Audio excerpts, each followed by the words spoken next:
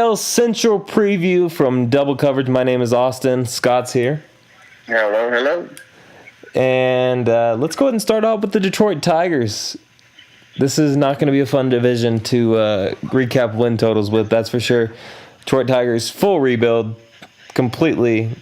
Poor Miguel Cabrera is hanging on there. Another Pujols.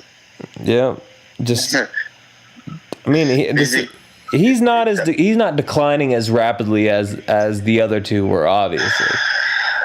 No. I don't think he also didn't play. I don't think he played I don't think he carried but a lot of Pujols' problem, I think, was his weight. He was big. Oh yeah. Absolutely. So I think more Cabrera is the actual literal daily grind of the baseball that's tearing him down. Because that man didn't have any really injuries until a couple of years ago. I mean, everybody forget that Miguel Cabrera has a World Series ring with the Marlins in 2003. Yeah, with the Marlins. Marlins 2003. Trade him away. Yep. So. I mean, 68.5. Anytime a team is in the 60s with a win total, it's a little sketchy. You know? Yeah. Do they get to 70? No, I don't. I think they'll struggle to even hit 65. You think so? They're going to be that. Do they lose 100 games? If anybody's capable of it, it's this team. Yeah. You know who their leadoff hitter is this year? Leonis Martin. That's right.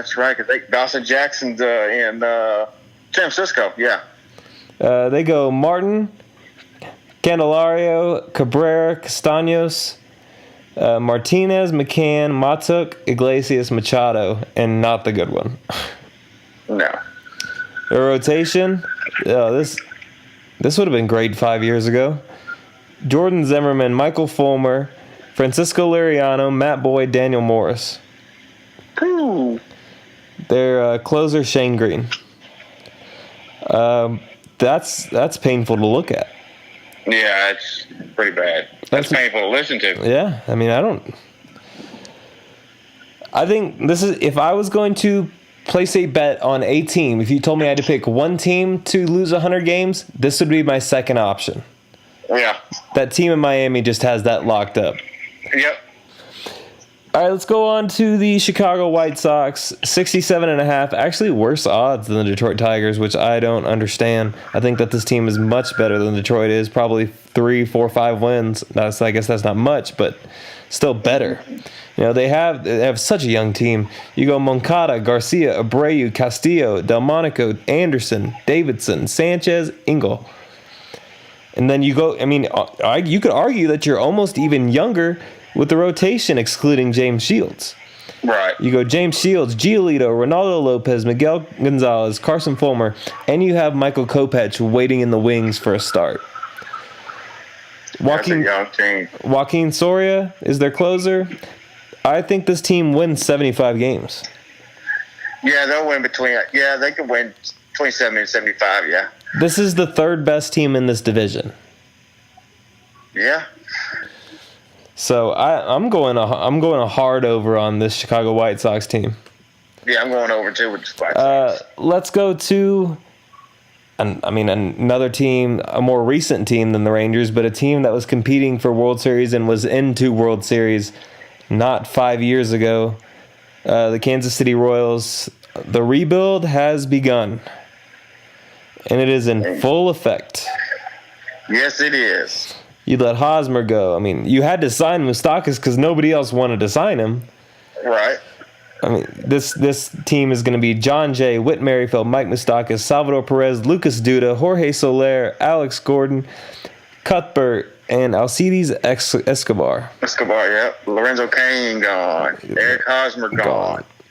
I mean, Danny Duffy is, a guy that, again, could be traded at the deadline if they're really committed to this rebuild. They go Duffy, Kennedy, Hamill, Junis, and Carnes. Like, it's a whole bunch of who besides the first 3. You know, Kelvin Herrera will be their closer this year. Yep. This is pathetic. There's a couple bats in that lineup, with Moustakas and Soler. But I'm not confident that Jorge Soler can make contact enough to drive in runs. No, I'm not sure anybody other than Moustakas in that lineup is probably going to. I don't really have much confidence other than anybody in him, and that's going to leave him in a pickle. Yeah. So it's going to be a down year for the Royals. Down's an understatement. I don't think this team wins 70 games. I'm going under. Yeah, I'm going to go under too. All right, now the sun comes up and we get to talk about some real baseball teams. Minnesota Twins, 82.5. Dozier, Maurer, Sano, Morrison, Rosario, Buxton, Kepler, Escobar, Jason Castro. That's a good young team. That's a really good defensive team. Yes, it is. I mean, if we're talking about going up the middle, Castro might be one of the best defensive catchers in baseball. You also have Buxton in center. I mean, that's a lot of runs saved just right there. There's Jake Odorizzi right here. I mean, this is a really good defensive team. I mean, Logan Morrison is a big bat. I think that's going to help this team a little bit. If Miguel Sano can get out of his domestic violence spat in the offseason, then I think this team should win 80 games, and I think they will win 80 games. I think this team actually wins 87 games. So over. 82 and a half. I'm going over with the Twins, too. That young team, they're good, and they actually kept that core together. Yeah. All right. One more team before the pain and suffering is over and we don't have to talk about this godforsaken division again. The Cleveland Indians, 94.5. That seems awfully low for a team that has 57 games, I think, against the Tigers, Royals, and White Sox. I mean, I think there's 50 wins there by itself. And they could very well possibly be the best team in baseball. Very easily could be the best team in baseball. This is a team that didn't make a lot of moves during the offseason simply because they don't have to. This is a good team by itself. Rotations, that's one of the best rotations in baseball. Yeah, I mean, and this is a rotation that's actually set up for the playoffs more than anything. You go Kluber, Carrasco, Bauer immediately. They might need another number 4 starter in replacing Clevenger. Josh Tomlin's pretty good. Cody Allen will be your closer this year. I mean, that's one of the best closers in baseball. In the game, yep. That lineup goes Lindor, Kipnis, Jose Ramirez, Edwin Encarnacion, Alonso, Chisenhall, Naquin, Perez, Zimmer. You added Encarnacion in the offseason, adding the big bat that you needed. Mm-hmm. Not that you needed because you already had him, but just adding a big bat. Then you have your number 1 prospect in Bradley Zimmer in center. That team's going to be good. This is a good baseball team. This is a baseball. Probably the most complete. This is a baseball team. I know we were talking about Houston possibly breaking the wins record, but if anybody's going to beat Houston, it's this team. This team will get to 97 wins easily. And I know that's hard to say, and I know that that's a big number barring injury, but I have faith in this team that they're going to win 100 games.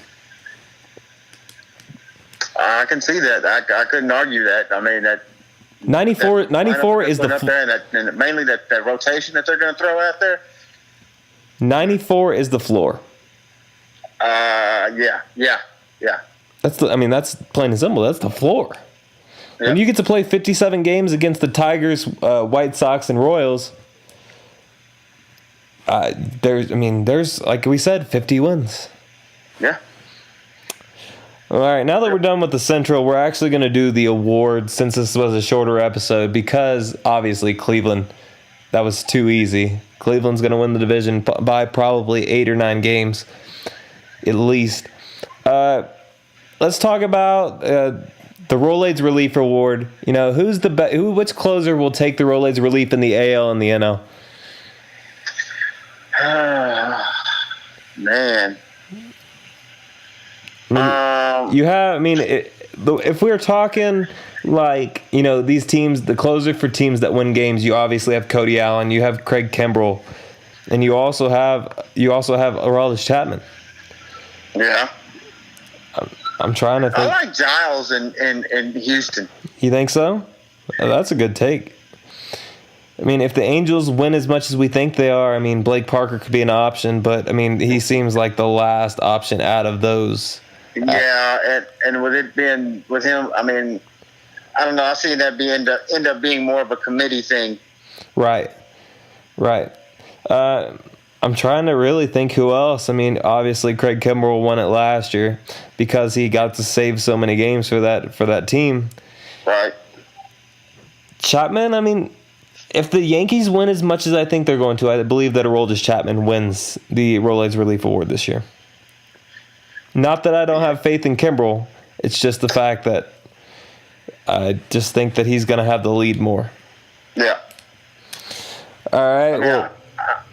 I'm sorry, still. I think I'm still about to go with Giles, even though I do think Chapman's got a good shot to do it because I do think the Yankees are going to win a lot of games. But in my eyes, there's really 4 options. I mean, you have Allen, Chapman, Giles, and Kimbrell. Right. Barring injury in the AL. Right. So in the NL, I mean, we haven't done NL Rolaids Relief Award. So what are you thinking? I mean, there's not a lot of good closers in the NL. You have Wade Davis in Colorado, which is a big one. I mean, yeah, that's probably the one that you would have to go to. I mean, the problem is how many games is Colorado going to actually be in? You're right. And if we really, they're a good team, but you know who might be a sneaky good AL pick if they can find ways to win games.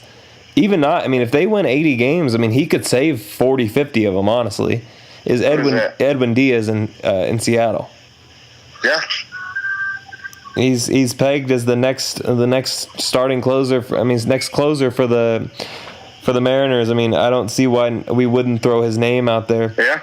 But as for the NL, I mean, there's no names. I mean, you have the likes of Familia and people like that. I was fixing to say, depending on how long he lasts, you could get the Phillies. Yeah, but here's the thing. I don't see anybody stopping Kenley Jansen. No. Like there's not a situation in my mind, barring injury, that Kenley Jansen doesn't win this award again. Yeah, like you said, barring injury, there's not really much of an option in the NL. Yeah, the NL's got our hands tied over here. Let's move on to Manager of the Year. I mean, mine's for the NL, it's Craig Counsell in Milwaukee. I think he's going to turn that baseball team around, and I think that team's going to win a wild card spot. And that's normally how it works. Man, you know what? I'm gonna go with an off the ball. I'm gonna go with Bruce Bochy again in San Francisco. Yeah, that's not a bad one. It's an even year, and that team always does something. Yep. Yeah, I mean, if we're gonna go to the AL, again, it always comes when the team turns it around, right? If you think about it, I'm gonna go with Mike Scioscia in Anaheim. I was gonna say the exact same name. Mike Scioscia. I mean, if they win as many games as, like I said, like I think they're going to, then I mean the award is his, unless the Astros or Indians win an absurd amount of games. Now the other option is actually Aaron Boone and Alex Cora. Just because they're first-year managers and Major League Baseball seems to like giving it to first-year managers. And, you might want to watch out for the Twins. Well, they don't normally... If they make a run, and let's just say they get to the end of the season where they're in the hunt for the wild card, they could give it to... Well, here's the thing, Kay. They don't normally give it to the same person back-to-back years. Yeah. And, I mean, considering the fact that Paul Molitor, they don't normally give it just back-to-back years is the only thing. Yeah. Yeah, I'm trying to... I mean, obviously Tito's always an option. You know, looking at 2017's Manager of the Year standings, Joe Girardi's sitting there in 4th place, and now he's sitting at home without a job. Right, and that's shocking. Yeah. I love Craig Counsell. I believe. We obviously don't believe that Colorado's going to win a lot of baseball games. So Bud Black's out. Dusty Baker with the Washington Nationals could possibly happen. Yeah. But Joe Madden with the Cubs is always a silent option, just because of how he's always the front runner to me. Because people notice how he manages. Yeah. All right, so I'm going Mike Scioscia. I'm going Mike Scioscia for the AL. All right. I'm going Bruce Bochy for the NL. All right, let's talk about Rookie of the Year. You have a couple options in the American League. You obviously have Willie Adames in Tampa Bay, Franklin Barreto, the A's #1 prospect, Willie Calhoun with the Texas Rangers, Brent Honeywell, the Rays' #1 prospect, Mejia in Cleveland. And that's all the ones that really come to mind. Yeah. So what are you thinking? It's going to be hard to pass up that Cleveland kid, Mejia. Yeah, he's a monster. I just think with that team, he's going to have a lot more opportunities as far as to showcase what he can do on a bigger stage, as to where a lot of these other guys, unless you see them every day on your home market TV, you're not going to get the exposure. You know what? I'm gonna go Franklin Barreto. Barreto in Oakland, just because he's gonna get a lot of play. I mean, he's gonna. I think that he will benefit this A's team and contribute to that team more than any of these other rookies could. Besides, actually, I'm changing my mind. I'm going Shohei Ohtani. Oh, with the Angels? Yeah, I know that's an easy pick. But when you get to see somebody on both sides of the field, then it's going to be hard to pass that kid up. Yep. So you're going Mejia, or are you going Ohtani? Mejia. All right, I'm going Ohtani. Now let's get to one that I believe is actually more fun. National League, you have Ronald Acuna, which, in my opinion, that's the one. And I believe I don't think there's anybody else other than him. I mean, you have Lewis Brinson, who we've actually both seen play live. Right. I like Brinson, but he's not going to outdo Acuna. Well, exactly. Then you have Victor Robles in Washington, which he could benefit from actually batting in that lineup. Another former Ranger prospect, Jorge Alfaro, who went in the Cole Hamels trade. Basically, almost half the Phillies lineup, if you think about it. The kid who signed the 6-year deal today, Scott Kingery. Yeah. You also have their very own J.P. Crawford. So they have 4 or 5 people that could win Rookie of the Year, but I think it stays in division and goes to Ronald Acuna. Yep. I would agree with you on that one. I think that one's easy. Uh-huh. What's left? MVP? Yeah. They're going to have to rename this award at some point. It's the Mike Trout Award, right? Yeah. Correa is an option. Yeah, Trout and Correa are my two players that I would have to that are a toss up to me, but I would give it to Trout. Trout's my pick, but I have a couple of dark horse candidates. I have Byron Buxton in Minnesota just because people are valuing defense now. Buxton can hit the baseball. We all know that, but he's an even better defensive player. The only problem is how much spotlight is he gonna get in that Minnesota lineup, and will people get on base for him? But actually, the guy that besides Correa and Trout, that I'm picking to be a dark horse candidate is actually Andrew Benintendi. Benintendi's gonna benefit, like we said, a lot from being in that lineup. He's the most important thing is he's protected. Yes. He's got the best protect. He's gonna bat in between JD Martinez and Mookie Betts. So Benintendi can do it on both sides. He's got an arm. He's gonna have outfield assists out the ass this year. So yeah. One we did forget. I am picking Trout though. So we both picked Trout. Mm-hmm. Thanks you for hanging out for us for the baseball preview, and we'll see you on opening day.